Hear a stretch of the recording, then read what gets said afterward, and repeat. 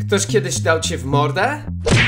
To znaczy, że poznałeś siłę liczby 5. Ręka to przecież 5 palców. A jeśli ten bokser był z Ameryki, to nie był zwykły cios. To był punch. Tak angielskie punch i polskie 5 mają wspólnego przodka. I to tylko jeden z wielu dziwnych i fascynujących faktów o tej liczbie. Dziś więc zanurzymy się w uniwersum piątki.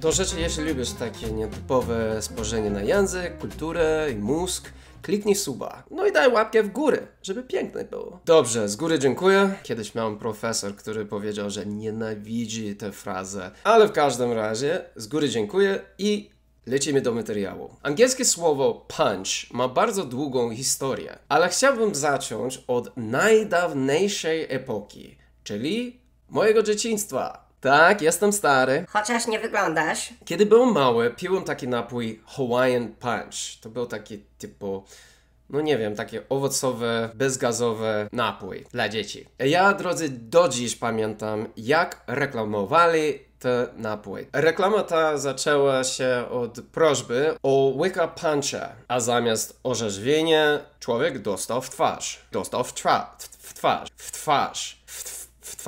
Dostał Oj. Hey, how about a nice Hawaiian punch? Sure. Czyli punch po angielsku to i napój, i cios. Ale jeśli chodzi o to pierwsze, to słowo punch pochodzi z sanskrytu. I postaram się to słowo wymawiać bańca. Wydaje mi się, że wymawiam to jak Polak. I co znaczy to słowo? Oczywiście 5. 5 jest wszystkim. A dlaczego ten napój nosił tę nazwę? Bo oryginalny punch składał się z 5 składników: alkoholu, cukru, cytrusów, wody i przypraw. A punch jako cios to też ma sens. 5 to przecież 5 palców złożonych w jedną broń. Swoją drogą istnieje też wyrażenie punch drunk, czyli zamroczony po ciosie, albo być może po kilku. Z tym, że ci zamroczeni po ciosach raczej nie zabiorą mnie z klubu na kebaba o 5 rano.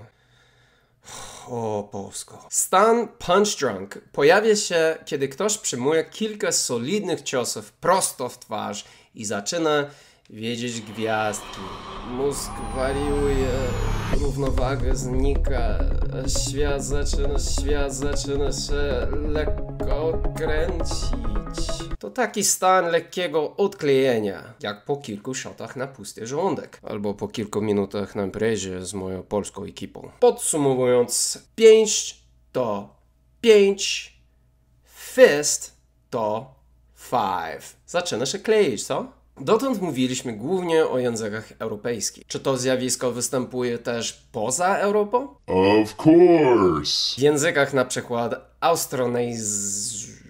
Co to jest za słowo? Austronezyjskich, czyli tych uważanych od Madagaskaru, przez Indonezję, po Polinezję. Słowo na rękę i 5 to często jedno i to samo. Lima, jak stolica Peru. Lima. To pokazuje, jak głęboko w ludzkiej kulturze zakorzenione jest skojarzenie ręka 5. Dla wielu ludów 5 znaczyło po prostu pełna dłoń. Najpierw była garść, a dopiero potem liczba. Tu pojawia się ciekawa hipoteza. Być może 5 była pierwszą liczbą, która dostała własną nazwę. A teraz robi się jeszcze ciekawie. Oh man, you don't even know what's coming. Bo w języku polskim 5 też wyznacza pewną granicę. Tym razem gramatyczną. Gramatyka, baby, gramatyka. O, ja lubię cię gramatyką. O, gramatyko, ja lubię cię. Ja chcę być twoją żoną. Wait, what? Ale ja naprawdę lubię gramatykę. I w tym przypadku to jest mega ciekawe. Wyobraź sobie, że dziś jest święto poliglotów. Wiem, że nie ma takiego święta, ale hej, dziewczyna może pomarzyć. Rano słyszysz puk puk do drzwi, otwierasz i oh my god, kwiaty! A raczej jeden kwiat. Tylko jeden? No chwilę, tu są 2 kwiaty. Nie, 3 kwiaty, 4 kwiaty, aż tu nagle 5 kwiatów? Czekaj, dlaczego 5 kwiatów, a nie 5 kwiaty? Od liczby 5 gramatyka nagle zadecydowała, że no dobra, od teraz dopełniać liczby mnogiej. To właśnie ten moment, w którym tysiące uczących się polskiego pytają, czy to naprawdę warto?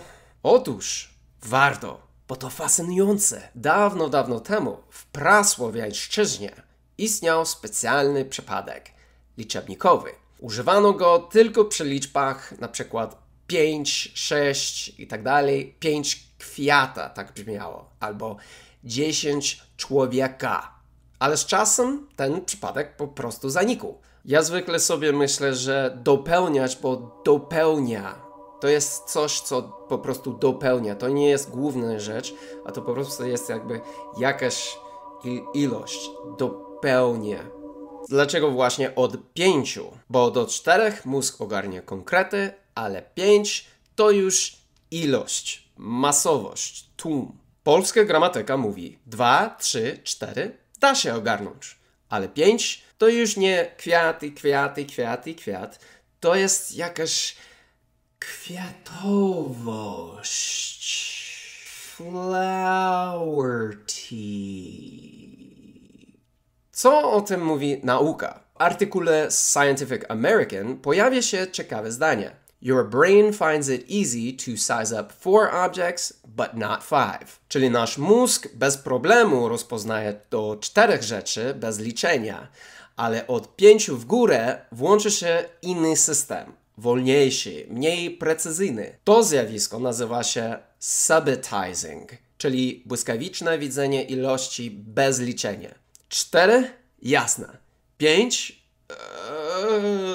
Przez mgłę jakoś. I tak ja mam nadzieję, że teraz widzisz, jak fascynujące potrafi być liczba 5. Między tym, co można policzyć, a tym, co trzeba bardziej ogarniać. Być może liczba 5 reprezentuje pierwszy krok w historii człowieczeństwa w stronę abstrakcyjnego myślenia.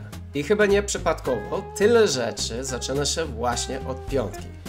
5 palców, 5 zmysłów, 5 kontynentów. 5 kontynentów? Czy ja naprawdę napisałem 5 kontynentów? Kurde, jakie kontynenty są odcięte?